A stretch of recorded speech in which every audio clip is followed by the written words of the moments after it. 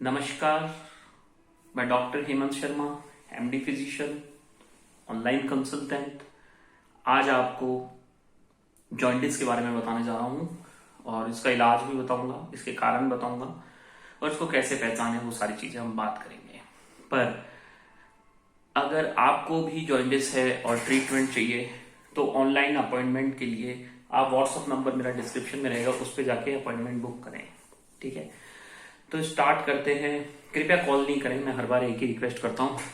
ठीक है, तो जो जॉन्डिस होता है इसको बोलते हैं हम पीलिया हिंदी में। अगर सिर्फ आंखें पीली है तो इक्ट्रस, और ब्रेन में जॉन्डिस है जैसे हम बोलेंगे येलोइशनेस तो कंडेक्ट्रस, और होल बॉडी जैसे आपकी जीभ पीली है, आपकी आंखें पीली है, आपके नाखून पीले हैं, हाथ पीले हैं, तो ये होता है जॉन्डिस। समझ गए होंगे आप। अब जॉइंटिस के कारण क्या होते हैं, पहले हम समझते हैं एक्स्ट्रा बिलीरुबिन का बनना। तो एक्स्ट्रा बिलीरुबिन कब बनेगा? फॉर एग्जाम्पल, अगर आपके खून में आरबीसीज होती हैं तो उनका जो लाइफ स्पेन होता है वो 120 साल होता है, 120 दिन, सॉरी। तो 120 दिन तक आरबीसी का लाइफ स्पेन होता है, तो वो टूटने लगती हैं, धीरे धीरे धीरे धीरे टूटने लगती हैं। पर कई बार कुछ बीमारी होती है जैसे हेमोलाइसिस, हेमोलिटिक एनीमियास, उनमें ये आरबीसी जल्दी जल्दी जल्दी जल्दी टूटने लगती है। तो उस कारण क्या होता है कि आपका आरबीसी क्या है, अब जॉन्डिस क्यों होगा?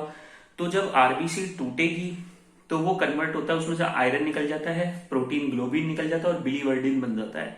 तो ये अनकॉन्जुगेटेड बिलीरुबिन इतना बनेगा कि लीवर उसको डिटॉक्सिफाई नहीं कर पा रहा, तो वो जॉन्डिस बन जाता है हेमोलिटिक एनीमियाज में। अब कई बार क्या होता है, कुछ हेपेटाइटिस, जैसे हेपेटाइटिस ए थोड़े दिन में ठीक हो जाता है, उसके लिए झाड़ा लगाते हैं, बोलते हैं ठीक हो गया झाड़े से। वो झाड़े से नहीं, वो अपने आप ही ठीक हो जाता है, जो कि फीको ओरल रूट से होता है, most common hepatitis E, faeco oral route. अब बचता है हेपेटाइटिस बी, सी, डी। ये सीवियर हेपेटाइटिस होते हैं, इनका ट्रीटमेंट एंटीवायरल लेना जरूरी है। इनकी वैक्सीन भी आती है, वो ले सकते हैं, तो उससे भी पीलिया होता है। अब कुछ आते हैं कॉन्जेनाइटल डिफेक्ट्स, जैसे कि मैंने बताया गिलबर्ट सिंड्रोम, उसमें एक यूजीटी एंजाइम होता है, ग्लूकोरोनाइल ट्रांसफरेज। तो वो एंजाइम रेस्पॉन्सिबल होता है इनडायरेक्ट या अनकॉन्जुगेटेड बिलीरुबिन को कॉन्जुगेटेड बनाने में। तो इनमें वो क्या है, कम बनता है। तो फॉर एग्जांपल क्रिगलर नाजार सिंड्रोम या बिल्कुल बनता नहीं है, टाइप 1 टाइप 2, तो वो अनकॉन्जुगेटेड हाइपर बिलीरुबिनीमिया होता है। अब जैसे कुछ सिंड्रोम होते हैं जैसे डूबिन जॉनसन एंड रोटर सिंड्रोम, उनमें कॉन्जुगेटेड बिलीरुबिन हाई होता है, तो मैंने अलग से बना रखे हैं, वो आप देखें तो उसको ट्रीट करना पड़ेगा। कई बार क्या होता है कि आपके पित्त की थैली में पथरी होती है या आपके बाइल डक्ट में स्टोन अटक जाता है, तो उसके कारण ऑब्स्ट्रक्टिव जॉन्डिस होता है, तो आपको पीलिया हो सकता है। अब पीलिया के और क्या सिम्टम आ सकते हैं? थकान, कमजोरी, वीकनेस, खून की कमी, ये सारे सिम्टम्स आ सकते हैं। लीवर फंक्शन रेज्ड हो जाए, और आपका जो स्टूल का कलर है जो कि ब्राउन होता है वो एकदम व्हाइट भी हो सकता है। क्यों? क्योंकि अगर आपको ऑब्स्ट्रक्टिव जॉन्डिस है तो ये जो हमारा गॉल ब्लैडर होता है, पित्त की थैली, इसमें बाइल स्टोर होता है, और जब हमें जरूरत होती है तो फूड के साथ वो बाइल थोड़ा सा उसमें जाता है, तो ये ब्राउन कलर ऑफ स्टूल होता है। तो स्टूल का कलरलेस स्टूल आएगा क्योंकि बाइल आगे ट्रांसफर नहीं हो पा रहा ऑब्स्ट्रक्टिव जॉन्डिस के केस में। या और जो यूरिन है, तो पहले बनेगा आपका अनकॉन्जुगेटेड बिलीरुबिन, फिर कॉन्जुगेटेड बिलीरुबिन, फिर वो कॉन्जुगेटेड बिलीरुबिन आपका जाएगा स्टूल में, तो वो बनेगा आपका यूरोबिलिनोजन, फिर बनेगा स्टेरकोबिलिनोजन, फिर कुछ यूरोब्लिन बनेगा जो यूरिन को येलो करेगा। ठीक है, तो ये सारे सिम्टम्स होते हैं जॉइंटिस में।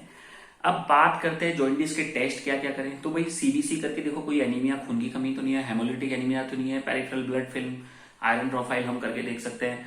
हेपेटाइटिस ए, बी, सी के टेस्ट करा के देखो, कहीं हेपेटाइटिस तो नहीं है।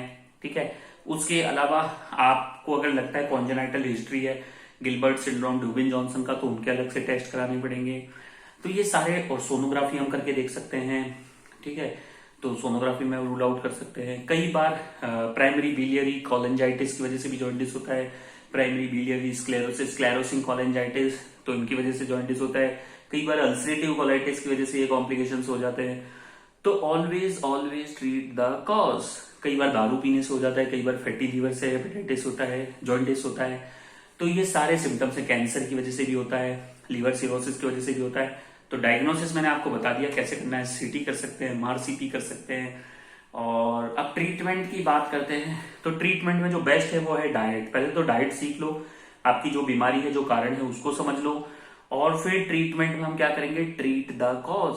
भाई गॉल ब्लैडर स्टोन के कारण है तो गॉल ब्लैडर स्टोन का ट्रीटमेंट करेंगे, बाइलरी ऑब्स्ट्रक्शन है तो बाइलरी ऑब्स्ट्रक्शन का ट्रीटमेंट करेंगे, क्रिगलर नजार ड्यूबिन जॉनसन इनका ही वजह से है तो उनको ट्रीट करेंगे, गिलबर्ट है तो always treat the cause. Hepatitis है, हेपेटाइटिस को ट्रीट करेंगे, हेमोलिटिक एनीमिया की वजह से हेमोलिटिक एनीमिया ट्रीट करेंगे। तो इन सब पे मैंने इंडिविजुअल वीडियोस बना रखे हैं। अगर आपको वीडियो अच्छा लगता है तो लाइक करें, चैनल पे नए हैं तो सब्सक्राइब कर लें। लास्ट में थैंक यू, धन्यवाद, नमस्कार, गुड बाय।